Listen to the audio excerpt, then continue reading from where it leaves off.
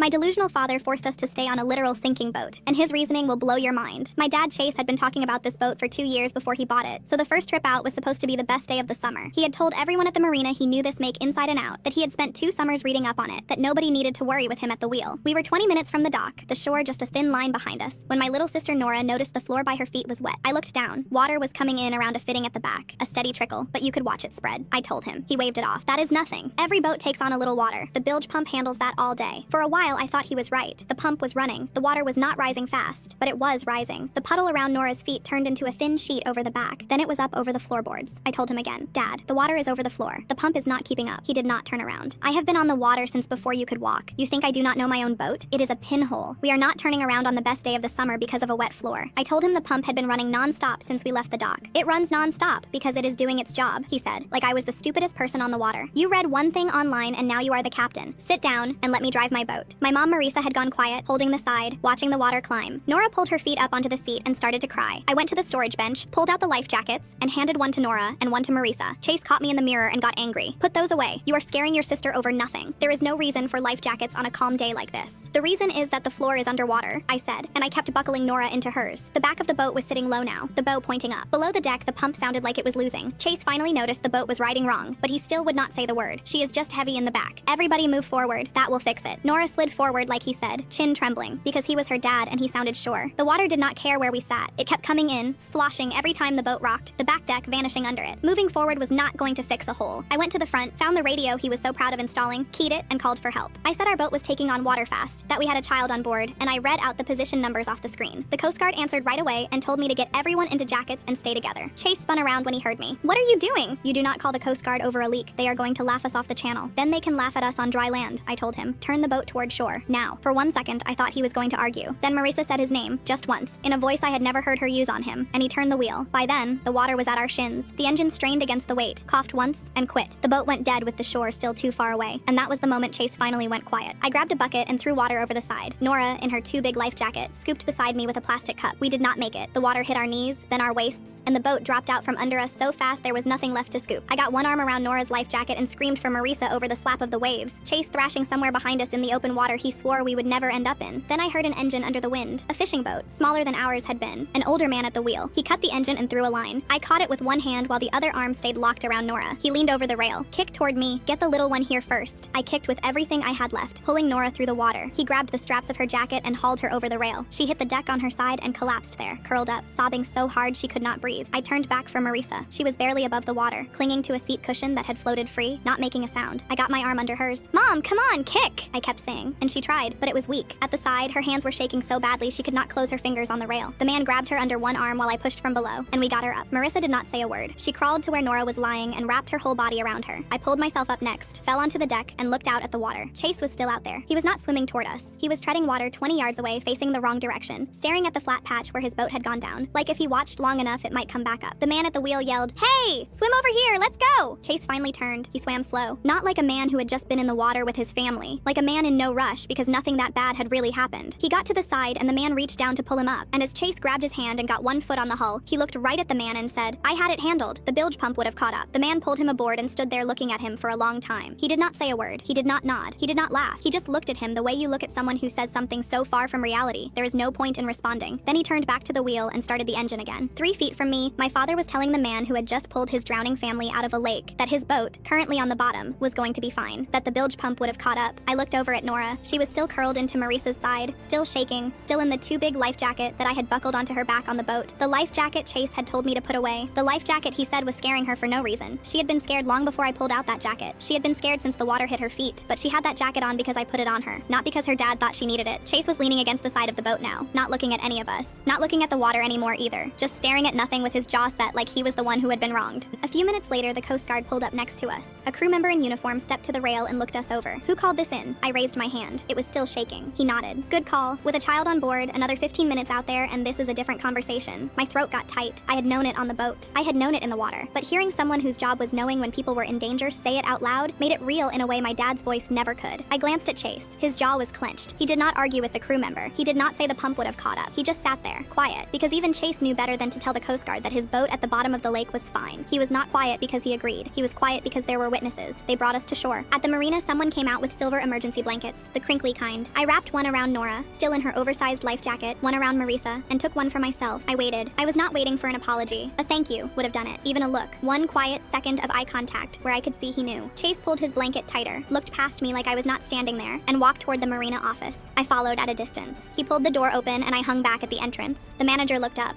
Chase leaned on the counter like he was checking in at a hotel. Yeah, we had a small leak out there, he said, voice calm, easy, like he was talking about a flat tire. Nothing crazy. I was already bringing her in when my daughter got on the radio and called the Coast Guard. You know how kids are. She panicked. Made it into a whole production. I was already heading to shore. We would have been fine. I stood in the doorway and listened to my father take the worst hour of my life and fold it into a little nothing story where he was the calm captain and I was the hysterical girl. He was dry from the shoulders up because the Coast Guard had pulled us out before the water got that high on him, and he was using that dry hair and that easy lean on the counter to sell a version of the day where none of it was that bad. The manager nodded along because what else do you do when a customer is telling you a story? He had no reason to doubt it. He was not on the boat. He did not see the water come over the floorboards or hear the engine die or watch the deck drop out from under 4 people. He just saw a guy in an emergency blanket with a story about his daughter being dramatic, and he believed it because Chase told it like it was true. I felt something tight and hot building in my chest. It was the feeling of watching someone steal something from you while you are standing right there watching them do it. He was not just lying to the manager. He was erasing what Nora went through. He was erasing what Marisa went through. He was erasing the fact that a Coast Guard crew member had looked me in the face and told me 15 more minutes in that water with a child, and we would be having a different conversation. He was making all of it disappear so he could keep being the guy who knows his boat. Then a hand on my shoulder. Marisa, without making a sound. I did not turn my head. He is telling them I overreacted. She was quiet for a second. I know. I waited for more. For her to say she would set him straight. For her to say he was wrong. She squeezed my shoulder once and walked away. I walked away from the office and found a bench at the edge of the parking lot. One of those old wooden ones with peeling green paint. And I sat down with my blanket and stared at the ground, and something bad started happening in my head. Maybe he was right. Maybe the boat would have made it. Maybe the pump really was catching up, and I panicked too soon. Maybe if I had not gotten on the radio, if I had not made everyone put on jackets, if I had not scared Nora worse than she already was, maybe we would have limped back to the dock with a funny story about a wet ride instead of a Coast Guard rescue and a boat at the bottom of a lake. Maybe I was the one who made it worse. Maybe my panic was the thing that tipped it over the edge. I held that thought, and it was like watching a weed push through a crack in concrete. It should not have been able to grow there, but it was growing, and part of me wanted to let it, because believing I overreacted was easier than believing my father would have let us drown rather than admit he was wrong. The thought was almost solid when I heard small footsteps on the pavement. Nora, still in the life jacket. Nobody had taken it off her. Still buckled across her chest, still too big, the shoulder straps slipping down her arms, still damp from the lake. She walked right up to me. The boat is gone, right? It is at the bottom? It is at the bottom. She nodded, like she was checking her own memory. Then she said, then you did not overreact. The doubt broke. My 9-year-old sister, who had been coughing up lake water an hour ago, could see the truth clearer than my father could. The boat is gone. It sank. You do not overreact to a boat that actually sinks. That is just called reacting. I reached out and finally unbuckled the life jacket and slid it off her shoulders. She took a big breath like it had been pressing on her chest this whole time, and I pulled her in and held her against me, and she let me. And right there, sitting on that bench with my little sister tucked under my arm and my dad inside the marina office rewriting history for a stranger in a polo shirt, I made a decision. I was not going to let Chase turn this into a story about his crazy daughter. Not because I needed him to say I was right, but because Nora was in that water too. Nora felt the boat drop out from under her. Nora coughed up lake water and sobbed on a stranger's deck and heard a Coast Guard crew member say that 15 more minutes could have killed her. And Nora deserved to grow up knowing that being scared when a boat is sinking is the right response. That calling for help is the right response. That it is not something to be ashamed of, and it is not something her dad gets to laugh about on the phone. That evening we were back at the house. Marisa had made soup. Nora was at the dining table with a bowl in front of her, picking at it. Then I heard Chase in the other room. He was on the phone, laughing. Not a nervous laugh. A real, easy, storytelling laugh. Yeah, the boat took on a little water and my oldest lost her mind, he said. Called in the whole Coast Guard like we were on a cruise ship. I am never going to hear the end of it. He laughed again. He was not just telling a stranger now. This was someone he knew. Someone who would repeat it. He was building the version of the story he wanted to live in. And in that version, I was the punchline. Nora's spoon stopped halfway to her mouth. Soup dripped off the end of it back into the bowl. She was staring at me with wide, confused eyes. She had heard every word. She put the spoon down slowly, like she was trying to be careful about it. But that is not what happened. Her voice was small and it cracked at the end. And I looked at my 9-year-old sister sitting there with her hair still damp from the lake she almost drowned in. No, it is not. Her chin trembled. And this time it was different from the boat. On the boat she had been scared. Right now she was confused. And the confusion was almost worse to watch because I could see her trying to fit two things together in her head that did not fit. Her body remembered the water. Her body remembered coughing and shaking and the deck dropping out from under her and being held in open water by her sister while waves hit her face. Her body knew what happened. But her dad, the person she trusted to tell her what was real, was in the next room saying it was nothing. And she did not know which one to believe. And you could see that fight happening right there on her face. And it was one of the worst things I have ever watched. I waited until I heard Chase hang up. I got up from the table and went into the other room. He was leaning against the counter with a water bottle. When he saw my face, he already started to look annoyed. I kept my voice steady. You just told someone I lost my mind. The Coast Guard officer said 15 more minutes and it could have been a different conversation. Nora heard you, Dad. She was in the water. She knows what happened. His face closed up like a door shutting. I was handling it. I was turning the boat around before you ever touched that radio. You made your sister more scared than she needed to be. Nora was already crying before I handed her the life jacket, I said. The life jacket you told me to put away. His voice got louder. Because there was no reason for it. There was no emergency until you made one. You escalated the whole situation. I looked at him standing there, dry and comfortable and well-fed. The boat is at the bottom of the lake. How much more escalated can it get? That one landed. His mouth opened and closed. His eyes shifted away from mine for a second. The room got very quiet. The quiet lasted maybe 5 seconds. Then he straightened up, picked the water bottle back up and said, I am done talking about this. It is over. Everyone is fine. He walked out, not fast, not stomping. A calm, steady walk, like a man leaving a meeting that went too long. I stood there listening to his footsteps go down the hall, and a door closed somewhere in the back of the house. Everyone is fine. I knew that sentence. I had heard people use it my whole life, at family dinners after arguments, at holidays after someone drank too much and said something ugly, at the end of every fight that nobody wanted to finish. Everyone is fine is not a statement. It is a lock. It is what you say when you want to put something in a box and close the lid and shove it under the bed, and it works most of the time because the people who hear it are usually tired enough to let it work. But everyone was not fine. Nora was sitting at the dining table with a bowl of soup she was not eating, wondering why her dad was telling people she was never in danger when she could still feel the water on her skin. Marisa was somewhere upstairs, and I was standing in the doorway of my father's house, knowing he had just looked me in the face, heard me say the words of a Coast Guard officer who told us we were 15 minutes from something really bad, and decided the story where I was the problem was still the one he wanted to tell. The next morning, I came downstairs early and found the back door open. Nora was already on the porch, sitting on the top step in her pajamas with her arms around her knees, staring at the lake. I sat down next to her. She said, would Dad have let us sink? I did not answer right away. I wanted to say no, of course not, because that is what you say to a 9-year-old. But Nora had been on that boat. She had earned a real answer. Dad loves us. But Dad also really needed to be right yesterday. And sometimes people choose being right over being safe. Nora was quiet for a while. Then she said, I do not want to go on a boat with him again. I did not argue. I put my hand on her back. The screen door opened. Chase came out with a cup of coffee, clean shirt, the look of a man who had slept fine. When he saw us, he smiled and started to open his mouth. Something light, something about how he had been looking at boats online, how the next one would be better. He got 3 words in before Nora moved. She pulled her knees tight to her chest and tucked herself into a ball, shoulders up around her ears, chin down, her whole body closing like a door. The exact position she had been in on the sinking boat. The exact way she had curled up on the fisherman's deck. Chase saw it. I watched him see it. His mouth was still half open, and the words just died there, because his little girl had flinched away from him like he was something to protect herself from, and no amount of confidence could make that look like anything else. Then the screen door opened again. Marisa stepped out. She had been just inside, listening. She looked at Chase, and when she spoke it was in that voice. The same voice from the boat, the one that had made him turn the wheel. Chase, sit down. He sat. He did not argue. He lowered himself into the chair like his legs had decided for him. Marisa stood in front of him. Your daughter called for help and saved this family. Your other daughter will not look at you. And you spent last night on the phone telling people she was the problem. I need you to hear what I am about to say. If you cannot admit what happened on that boat, not to me, not to some stranger at the marina, but to your girls right now, then I do not know what we are doing here. Chase looked at Nora. She would not meet his eyes. He looked at me. I held his gaze. His mouth opened, then closed, then opened again, and I watched his shoulders drop slowly, like something heavy was being set down that he had been carrying a long time, and the armor fell away. He said, I knew. His voice was rough. I knew the pump was not keeping up. I knew before you even said anything the second time. I just could not say it out loud because I spent 2 years telling everyone this boat was perfect, and I could not be the guy who was wrong. His voice cracked. He pressed his hand over his eyes. And I almost got you killed because I could not just say I was wrong. Nora looked up at him. She did not run into his arms. She did not say it was okay. She looked right at him and said, you told me to put the life jacket away. Chase closed his eyes like she had hit him. I know, he said, barely there. That is the part I cannot stop thinking about. I felt something release in my chest right then, something that had been wound tight since the moment the water touched the floorboards. It was not forgiveness. Not yet. Maybe not for a long time, but it was the specific, clear relief of hearing the truth said out loud, finally, by the one person who had been running from it the hardest. Chase did not buy another boat that summer. He did not talk about boats for the rest of the season. A few weeks later at a family cookout, someone brought up the sinking. I watched him to see which version he would tell. He did not laugh. He did not make me the punchline. He just said, my daughter saved us,